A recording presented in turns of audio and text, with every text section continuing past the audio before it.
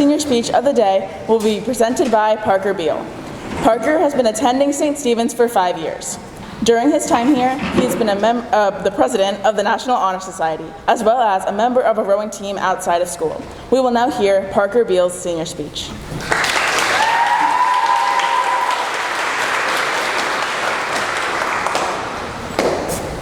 Thank you, Julia.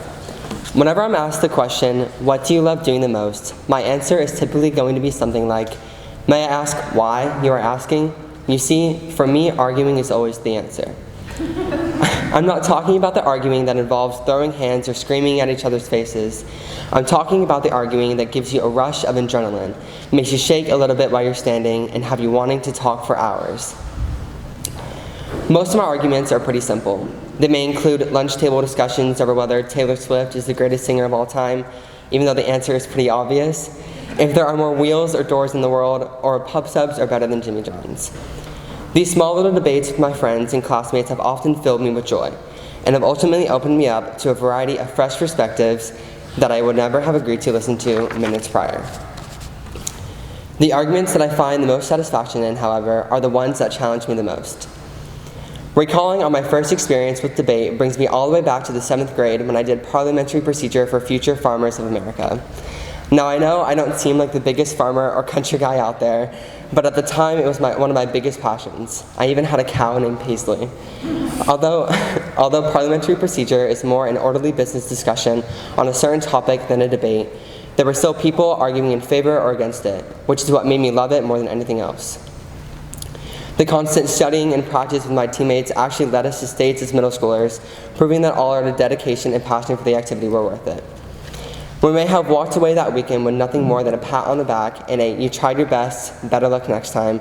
The skills I received helped me prepare for the future's more engaging and surprising topics that stretched beyond what I was comfortable with. The first test of my remonstration skills came when Mr. Moore introduced our English 10 honors class to the book Justice by Michael Sandel. I really loved reading this book, but it was the discussions that followed in class that I looked forward to the most. Before Justice, I always struggled with speaking in front of my classmates. Whether that be giving a presentation or during class discussions, I was never able to convey what I was actually trying to say without stumbling or running out of breath. Arguing gave me the outlet I needed to step out of my comfort zone by being able to talk about things I became passionate about. Intellectually, it was incredibly liberating. Abortion rights, gay marriage, affirmative action, the train question. Things I never really gave the time or day to think about soon became things I continued to talk about, think about, or debate outside of the classroom for hours and even days. My opinions on topics continued to change and evolve, even though I may seem like the type who sticks to one side and never lets go, I promise I'd try my best not to be, which is admittedly a work in progress. My friends can attest to my obsession with talking about these kinds of topics since I constantly post on my stories about certain social issues and try to talk to them about it, even though I know they would rather take up the pub sub debate instead. Sorry about that, guys, but I'll probably never stop. Now I can talk about the arguments that have had the biggest impact on me for hours, but the biggest takeaway from them would be the growth I've received. I've transformed from the shy kid in the class to someone who's now never afraid to share their opinion. The ignorant son who got too heated with his father over politics to one who was able to have healthy conversations with him. From a student who was unsure of what they were really working for to one who's perhaps a little bit more confident in that answer. Arguing has allowed me to grow into the person I am today and one who will continue to change just like my opinions. I want you to ask yourself, what have you ever gained from comfort?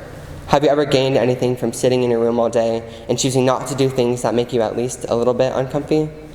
Growth comes from the tearing down of assumptions.